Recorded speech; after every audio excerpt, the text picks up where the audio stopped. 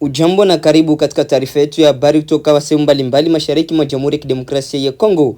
Mpendwa msikilizaji na mtazamaji, kama ni mara yako ya kwanza kufuatilia habari kupitia mtandao wetu wa YouTube Kongo Post News, hakikisha una subscribe, una like, una comment, pia una share, na kwa Kiswahili nyingine banasema unajiabone, una comment, vile una partage. Na basi katika taarifa zetu za habari za jioni leo tutaongelea matukio mbalimbali kutoka mashariki mwa Jamhuri ya Kidemokrasia ya Kongo. Vile tutakunga na habari pia za kimataifa. Mpendwa msikilizaji na mtazamaji, tunakuomba kubaki nasi mwanzo hadi mwisho ili upate habari za kuaminika tena za kuenea. Hali ya usalama inaendelea kuwa mbaya mashariki mwa Jamhuri ya Kidemokrasia ya Kongo, hususan katika Kivu ambako mapigano makali kati ya waasi wa M23 na waasi wa na vikosi vya serikali yanaendelea kuzusha hofu kwa miongoni mwa wananchi.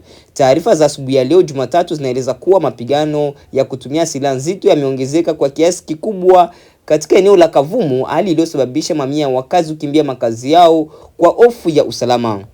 Kwa mujibu wa vyanzo mbalimbali vya ndani vya eneo hilo, milio mikubwa ya mizinga na mashambulizi ya artileri yamesikika tangu alfajiri katika vijiji vinavyozunguka Kavumu. Hali hiyo imesababisha taharuki kubwa katika vijiji vya Mbayo, Mulangala pamoja na Kamakombe, ambapo wananchi walionekana wakiondoka kwa haraka wakisaka maeneo salama zaidi.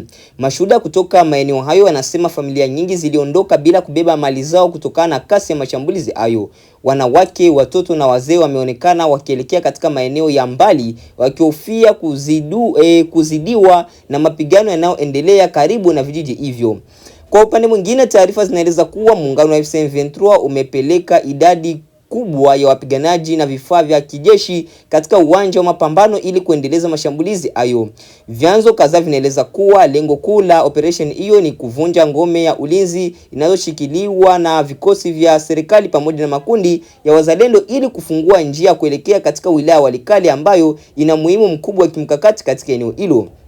Mapigano makali zaidi yameripotiwa katika maeneo manne muhimu ambayo ni Chivanga, Bugulumiza, Langa pamoja na Mbayo. Katika maeneo hayo ni milimani, wapiganaji wa makundi ya kujiamini maarufu kama wazalendo wakisaidiwa na jeshi la Jamhuri ya Kidemokrasia ya Kongo FARDC wanaendelea kujaribu kuzuia kusonga mbele kwa waasi wa AFC M23 wanaoungwa mkono na nchi ya Rwanda. Taarifa kutoka kwa wakazi waliokimbia mapigano zinaeleza kuwa pande zote mbili zinatumia silaha nzito huku milio ya mabomu ikiendelea kusikika kwa umbali mkubwa. Hali hiyo imeongeza hofu kwamba mapigano yanaweza kusambaa zaidi katika maeneo mengine ya karibu ikiwa suluhisho la haraka halitapatikana. Wachambuzi wa masuala ya usalama wanaona kuwa kuongezeka kwa mashambulizi katika mimili ya Kavumu kunaweza kuwa sehemu ya mkakati mpana wa waasi wa M23 wa kupanua maeneo yao ya ushawishi kuelekea Walikale, eneo ambalo limekuwa likitajwa kuwa na umuhimu mkubwa kijeshi na kiuchumi. Wakati huo hali ya usalama au hali ya kibinadamu inaendelea kuwa mbaya kadri idadi ya wakimbizi wa ndani inavyoendelea kuongezeka. Mashirika ya misaada yanaeleza kuwa familia nyingi zimejikuta bila mahali pa kuishi, chakula wala huduma muhimu baada ya kuhama makazi yao kwa ghafla kutokana na mapigano hayo. Hadi sasa jeshi la Jamhuri ya Kidemokrasia ya Kongo FARDC halijatoa taarifa rasmi kuhusu idadi ya waliouawa au kujeruhiwa katika mapigano hayo wala kueleza hali halisi ya maeneo ya mstari wa mbele. Wananchi wengi wanaendelea kusubiri kwa wasiwasi kujua iwapo hali ya usalama itaimarika au mapigano yataendelea kushika kasi katika saa na siku zijazo. Kwa sasa macho ya wakazi wa Kivu pamoja na jumuiya ya kimataifa yanaendelea kuelekezwa katika eneo hilo, huku hofu ya kuongezeka kwa machafuko na athari za kibinadamu ikiendelea kutawala. Tuende na habari kutoka huko Kivu Kaskazini ambapo hofu ya kusambaa kwa ugonjwa hatari wa Ebola unaongezeka katika mji wa Goma mashariki mwa Jamhuri ya Kidemokrasia ya Kongo baada ya kutangazwa kwa kisa cha kwanza cha ugonjwa huo katika mji huo mkubwa wa mkoa wa Kivu Kaskazini. Tukio hilo limeibua maswali makubwa miongoni mwa wananchi na wataalamu wa afya kutokana na mazingira magumu ya kiusalama na kibinadamu yanayoendelea kutikisa eneo hilo. Kwa mujibu wa taarifa mbalimbali, mji wa Goma ambao kwa sasa lipo chini ya udhibiti wa M23 wanaodaiwa kuungwa mkono na nchi ya Rwanda tayari ilikuwa katika hali tete kufuatia miezi kadhaa ya mapigano, wimbi la wakimbizi pamoja na kuvurugika kwa huduma muhimu za kijamii. Sasa ujio wa Ebola umeongeza hofu mpya ya kuzuka kwa janga kubwa ya kiafya katika eneo hilo ambalo tayari lina changamoto nyingi za kibinadamu. Mji huo muhimu wa mashariki mwa Jamhuri ya Kidemokrasia ya Kongo umekuwa ukikabiliwa na hali ya kutengwa kwa kiasi kikubwa baada ya kufungwa kwa baadhi ya huduma muhimu ikiwemo benki pamoja na uwanja wa ndege wa kimataifa wa Goma. Hali hiyo imeathiri mzunguko wa misaada ya kibinadamu, usafirishaji wa dawa pamoja na uwezo wa taasisi za afya kutoa huduma kwa wakati unaohitajika. Wataalamu wa afya wanaonya kuwa mazingira ya vita na msongamano mkubwa wa watu waliokimbia mapigano vinaweza kuchangia kuenea kwa kiasi kikubwa kia virusi hiyo ya Ebola. Katika baadhi ya maeneo ya Goma na viunga vyake, maelfu ya familia zimekuwa zikiishi katika mazingira magumu ya ukosefu wa maji safi, huduma za afya na usafi wa mazingira, jambo ambalo linaongeza hatari ya maambukizi. Aidha, kuvurugika kwa mfumo wa kawaida wa afya kunatajwa kuwa changamoto kubwa katika mapambano dhidi ya Ebola. Hospitali nyingi zimelemewa na idadi kubwa ya wagonjwa, huku baadhi ya vituo vya afya vikikosa vifaa muhimu vya kujikinga na maambukizi. Wafanyakazi wa afya nao wanaendelea kufanya kazi katika mazingira hatari, huku wakihitaji msaada wa haraka kutoka kwa serikali na mashirika ya kimataifa. Wananchi wa Goma wameanza kuonesha hofu kubwa kufuatia kumbukumbu mbaya za mlipuko wa zamani wa Ebola iliyowahi kusababisha vifo vya watu wengi mashariki mwa Jamhuri ya Kidemokrasia ya Kongo. Baadhi yao wameeleza kuwa hali ya sasa ni ngumu zaidi kutokana na vita vinavyoendelea, hali inayofanya iwe vigumu kwa timu za afya kuwafikia wananchi wote kwa urahisi. Mashirika ya kibinadamu na ya afya duniani yanahimizwa kuongeza juhudi za haraka ili kuzuia kuenea kwa ugonjwa huo kabla haujageuka kuwa janga kubwa zaidi katika ukanda wa maziwa makuu. Wachambuzi wanaonya kuwa ikiwa hatua za haraka zitachukuliwa, mgawanyiko wa vita, ukosefu wa huduma za afya na Ebola unaweza kusababisha hali mbaya ya kibinadamu katika eneo hilo. Hadi kufikia sasa, mamlaka za afya zinaendelea kufuatilia hali hiyo, huku zikiwataka wananchi kuwa waangalifu, kufuata kanuni za usafi na kutoa tahadhari mapema wanapoona dalili zinazofanana na Ebola. Wakati huo jamii ya kimataifa inaendelea kufuatilia kwa karibu maendeleo ya hali hiyo katika mji wa Goma. Baada ya kusikiliza taarifa zetu mbalimbali kutoka mashariki mwa Jamhuri ya Kidemokrasia ya Kongo, mpendwa msikilizaji na mtazamaji, basi acha tukuunge moja kwa moja na habari za kimataifa. Karibu. Jumatatu ya Mei 18, msikilizaji, kwanza nampisha mwenzangu Karo Robi hakusomea muktasari wa habari za ulimwengu. Karo, karibu. Shukran Skola. Rais wa Marekani Donald Trump kwa mara nyingine ametishia kuiangamiza Iran kama haitochukua hatua za haraka kufikia makubaliano ya amani baada ya mazungumzo kati yao kukwama. Haya yanakuja huku Israel ikithibitisha kuwa waziri mkuu wake Benjamin Netanyahu amefanya mazungumzo na bwana Trump kuhusu mzozo wa Iran. Vyombo vya habari vya Israeli vinaripoti kuwa viongozi hao wawili walijadili uwezekano wa kuanzisha upya vita dhidi ya Iran. Awali vyombo vya habari vya Iran viliripoti kuwa Marekani imeshindwa kuridhia hata moja ya mapendekezo yake ya kuvimaliza vita kati yao. Vyombo vya habari vya Lebanon vinaripoti kuwa shambulizi la kombora la Israel lilolenga jengo moja la makazi mashariki mwa nchi hiyo limemuua kamanda wa kundi la Islamic Jihad Wael Abdel Halim na binti. Wakati huo huo, wizara ya afya nchini humo inasema mashambulizi ya angani ya hivi punde ya jeshi la Israel yameua watu 5 wakiwemo watoto 2 kusini mwa Lebanon. Aidha, maafisa wa afya katika ukanda wa Gaza na wanasema watu 5 wameuawa na jeshi la Israeli. Rwanda imesema inaimarisha ukaguzi wa kiafya katika mpaka wake na Jamhuri ya Kidemokrasia ya Kongo ambako mkurupuko wa virusi vya Ebola umeripotiwa kuua zaidi ya watu 80 katika jimbo la Ituri lililoko mashariki mwa Kongo. Esther Luambano na taarifa zaidi. Baadhi ya wakazi wa mji wa Goma wameiambia BBC kuwa Rwanda inawaruhusu tu raia wake kuvuka mpaka kutoka Kongo. Shirika la Afya Duniani WHO limetangaza mlipuko huo wa hivi punde wa virusi vya Ebola kuwa dharura ya afya ya kutia wasiwasi kimataifa baada ya kisa cha ugonjwa huo kugundulika katika nchi jirani ya Uganda. Maafisa wa jimbo la kaskazini mashariki mwa Nigeria la Borno wametuma sungusungu kusaidia maafisa usalama kuwasaka watekaji nyara waliowateka takriban watoto 50 Ijumaa iliyopita baada ya kushambulia shule 3 jimboni humo. Watoto hao wengi wao wachanga walikusanywa na kusafirishwa kwa pikipiki. Kufikia sasa hakuna taarifa kuhusu waliko. Mashambulizi kama hayo pia yaliripotiwa Ijumaa katika jimbo la Oyo lililoko kusini magharibi mwa Nigeria ambako watu waliokuwa na silaha waliwateka nyara watoto wasiopungua 45. Na ripoti kutoka Mali zinasema shambulizi la ndege isiyo na rubani lilofanywa na jeshi la serikali limewaua raia wasiopungua 10 wakati wakijiandaa kusherehekea harusi katika eneo la kati la San. Hii ni BBC. Muhtasari wa habari za ulimwengu umesomwa na mwenzangu Caro Robi akiwa studio zetu za Nairobi. Unasikiliza Amka na BBC kutoka idhaa ya Kiswahili ya BBC ikikutangazia kwenye FM na redio wa shirika. Nchini Kenya unaweza kutusikiliza kupitia Must FM na Mwenedu FM, Uganda Voice of Busoga, Voice of Muhabura na Radio Lira, DRSL Lizard Radio na Radio Muungano Beni. Nchini Tanzania Radio One Dar es Salaam, Radio Free Africa, kadhalika pia na CGFM Internet katika bbcswahili.com. Msikilizaji, matangazo haya yanakujia moja kwa moja kupitia ukurasa wetu wa Facebook pamoja na YouTube ambao ni BBC Swahili. Mimi ni Skola Kisanga. Shirika la Afya Duniani WHO limetangaza mlipuko hivi punde wa virusi vya Ebola kuwa dharura ya afya na kutia wasiwasi kimataifa. Mlipuko huo uliozuka huko Jamhuri ya Kidemokrasia ya Kongo unaripotiwa kuathiri zaidi jimbo la Ituri linalopakana na Uganda na Sudan Kusini. Kufikia sasa zaidi ya watu 250 wanaaminika kuambukizwa huku zaidi ya vifo 80 vikiripotiwa.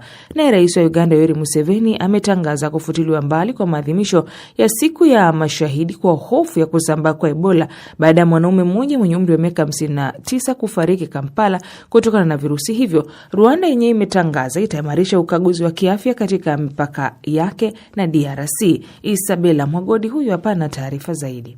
Kisa kipya cha Ebola kimegunduliwa katika mji wa mashariki wa Goma karibu na mpaka wa Rwanda. Zaidi ya watu 250 wanadhaniwa kuathiriwa na mlipuko huo kufikia sasa. Idadi kubwa ya vifo zaidi ya 80 vinavyoshukiwa kutokana na kirusi hicho vimetokea katika jimbo la Ituri nchini Kongo, karibu na mpaka wa Uganda na Sudan Kusini. Vipimo vya maabara vinaonyesha kuwa aina ya kirusi cha Ebola kilichoibuka, kinachojulikana kama Bundibugyo, haina chanjo wala matibabu yaliyoidhinishwa rasmi dhidi yake. Nchi jirani za DRC, Kenya na Uganda zimeimarisha ukaguzi wa afya katika maeneo yote ya kuingilia mpakani.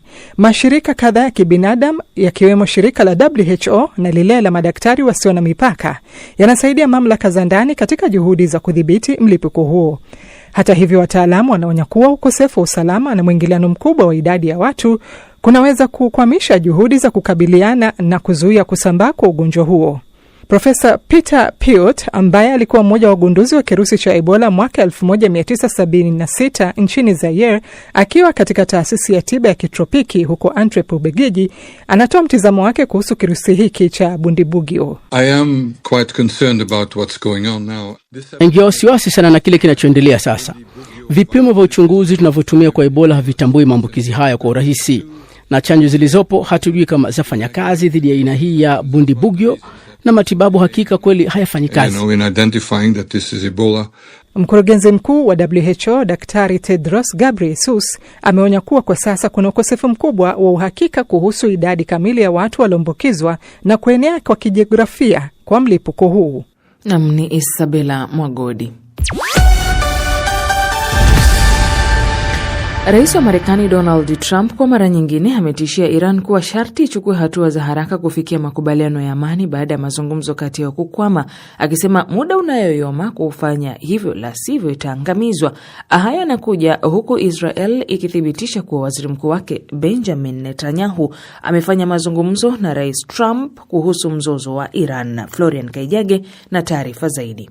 Taarifa za vyombo vya habari vya Israel zinasema viongozi hao walijadili uwezekano wa kufufua vita hivyo. Hapo awali, vyombo vya habari vya serikali ya Iran vilisema Marekani imeshindwa kufanya maafikiano yoyote madhubuti katika jibu lake kwa mapendekezo ya Tehran. Usitishaji mapigano umeanza tangu mwezi uliopita. Inakusudiwa kuwezesha mazungumzo katika mchakato unaopatanishwa na Pakistan, lakini pande zote mbili bado zinaonekana kuwa na misimamo tofauti. Rais wa Marekani Donald Trump ameonya Irani saa inayoyoma huku mazungumzo ya kumaliza vita yakikwama. Afadhali wasogee haraka au hawatakuwa na chochote, aliandika kwenye ukurasa wa jukwaa lake la Truth Social kuwa muda ni wa msingi. Kukosekana kwa maelewano kutoka kwa Washington kungesababisha mgogoro katika mazungumzo, shirika la habari la Mehr liliripoti. Ujumbe wa Trump ulirejelea tishio lake kwamba ustaarabu mzima utakufa isipokuwa Iran itakubali makubaliano ya kumaliza vita, muda mfupi kabla ya kutangazwa kwa usitishaji vita mapema Aprili. Kiongozi huyo alionya mapema wiki iliyopita kwamba mapatano yalikuwa kwenye msaada mkubwa wa maisha baada ya kukataa matakwa ya Tehran na kuyataja hayakubaliki kabisa. Ismail Bagel, msemaji wa Wizara ya Mambo ya Nje ya Iran, alisisitiza kuwa walikuwa wawajibikaji na wakarimu.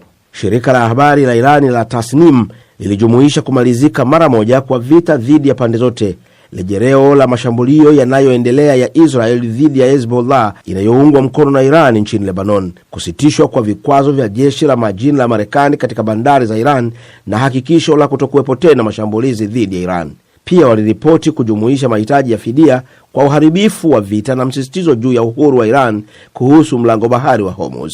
Shirika la habari la Irani la Fars lilisema Jumapili kwamba Washington iliweka masharti 5 kujibu pendekezo la Tehran. Inasemekana walijumuisha mahitaji kwamba Irani ihifadhi eneo moja tu la nyuklia katika operesheni na kuhamisha hazina yake ya uranium iliyorutubishwa sana hadi Marekani. Trump alipendekeza siku ya Ijumaa kwamba atakubali kusimamishwa kwa miaka 20 na Irani kwa mpango wake wa nyuklia. Naam, ni taarifa yake Florian Kaijage. Nchini Kenya, vyama vya usafiri wa umma hii leo Jumatatu vimeitisha mgomo nchi nzima kulalamikia ongezeko la bei za mafuta lililotangazwa na serikali wiki iliyopita. Wadau mbalimbali wa sekta ya usafiri wamesema mgomo huo utaathiri sekta muhimu za usafiri wa umma, wakitaka pia wenye magari binafsi kujiunga katika mgomo huo. Ili kufahamu zaidi, mwenzangu Karorobi amezungumza na Ken Onyango, mwenyekiti wa kitaifa wa chama cha waendesha pikipiki maarufu bodaboda, lakini wa usafirishaji wa mizigo, madereva binafsi kote nchini Kenya. Sisi ni wanabiashara ambao wanahisi ya kwamba wamefinyiliwa kabisa na ongezeko ya bei ya mafuta ambayo kwa saizi unaona imeenda juu zaidi kwa asilimia kubwa sana. Tujawahi ona kitu kama hii. Imekuwa ni asilimia kubwa zaidi. Sisi tulijua pengine bei itaongezeka ndio, lakini hatukujua bei inaweza kuongezeka kwa asilimia ambayo tumeiona kwa sasa. Mngetaka serikali ifanye nini wakati serikali yenyewe imeshahoji kwamba haina budi bali kuongeza bei ya mafuta kutokana na mzozo unaoendelea Mashariki ya Kati? Ni ukweli, sisi wote tumeishuhudia. Na hata kama kuna mzozo kama huo, sisi wenyewe tukiangalia hapa nchini ni kwamba kuna zile nchi ambayo pia ni majirani yetu ambao pia huo mzozo pia inawaathiri kwa njia moja ama nyingine. Lakini tukiangalia bei ya mafuta katika hizo nchi, Uganda kwa mfano, wao hawana mafuta ya moja kwa moja. Wanategemea poti yetu kutoka hapa Mombasa, mafuta yanatoka hapa moja kwa moja ikienda mpaka kule Uganda. Lakini ushuru yao kidogo wamepunguza, lakini hapa Kenya ushuru yetu inakwenda juu kwa juu kila wakati. Na unajua serikali iko na njia mbadala. Serikali inaweza ikachukua mbinu nyingine ya kutafuta ushuru yake, lakini isifanye kutoza ushuru mafuta zaidi. Najua kuna wakati ule walipunguza kutoka 16% mpaka 8%. Lakini baada ya kupunguza hivyo, unajua serikali ilikuwa inatengeneza bado shilingi 52 kwa lita moja ya mafuta. Hiyo shilingi 52 serikali bado ina uwezo ya kupunguza. Wanaweza sema hata sasa wapate shilingi 30. Tangu nyongeza mafuta kutangazwa mwishoni mwa wiki iliyopita, mmepata hasara kiasi gani kama wawekezaji katika sekta ya usafiri wa umma? Tumepata hasara kubwa kwa sababu Kenya sasa imegeuzwa kama a walking nation, sio working nation. Unakuta watu asubuhi ni kupiga mguu, mtu anasema afadhali atembee asubuhi. Kama wengi unakuta watu wanaamka saa 11 asubuhi anaanza kutembea. Hakuwa amepunguza ile nauli, ndio mahali kwa inabakia pengine inatoshana na ile kiwango ya fedha ambayo hako nayo, hapo ndiye anaweza akapanda gari ama apande pikipiki. Hiyo imesababisha sisi kupoteza abiria wale ambao tulikuwa tunawategemea na sisi pia tuweze kupata kipato chetu cha kila siku. Hiyo imepotea kabisa. Sasa hiyo imetuathiri kabisa, na hiyo peke yake inatuathiri sisi kiuchumi. Sisi ndio gurudumu ambayo inatumika kusukuma uchumi ya nchi. Na sasa kama sisi tunaathirika namna hii, basi hata sisi tukidown na matuzi, nchi itasimama. Utadumu kwa muda gani huu mgomo ambao mmeuitisha kuanzia Jumatatu? Mgomo huu unawezaisha hata kesho, kwa sababu sisi nia yetu sio kukua kwa mgomo kwa muda mrefu. Saa hizi tunaishi katika hali ngumu na hatuna haja ya kuendelea kukaa kwenye mgomo. Haja yetu ni serikali kesho tu isikie na iseme hapana, sisi tumeona kweli hawa watu wana nia njema, hawa watu hawana nia yote ya kisiasa, nia yao ni waendeleze biashara yao. Kwa hivyo wapunguze kabisa bei ya mafuta kwa kiwango kingine. Haja yetu ni serikali isikie kilio cha wananchi. Na unajua wakati mwingine ukiangalia serikali huwa isikize sauti ya watu mpaka watu waende kwenye maandamano, na hiyo ni haki yetu pia ya kikatiba. Na sasa moja kwa moja viwanjani na Florian Kaijage. Asante sana Skola Kisanga. Tuanzie katika ligi ya mabingwa Afrika ambako wenyeji Mamelodi Sundowns ya Afrika Kusini ilijipatia ushindi finyu wa goli 1-0 dhidi ya S-Far ya Morocco katika pambano lililopigwa jana Jumapili.